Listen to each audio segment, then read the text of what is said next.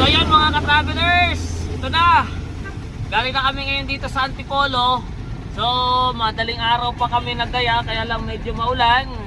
At kita nyo yung kapaligiran, medyo ayan, mayroong maulan pa kasi maulan ano.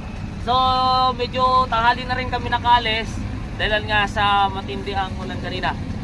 At ito ay start na natin. Bukas tayo bibitaw papunta sa Visayas. Pero ngayon galing Antipolo, nadagdagan na yung ating passenger. Ayun, nasa likod si Auntie Ladel. Yan, siya yung sinundo natin dito. Tapos mamaya, pagdating natin Laguna, syempre si Ate May dadaanan natin. Yun yung mga kasama lagi natin sa biyahe. Kaya makukumpleto na ulit tayo sa travel natin.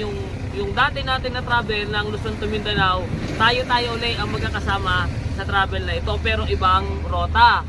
Pagdating ng Tayabas,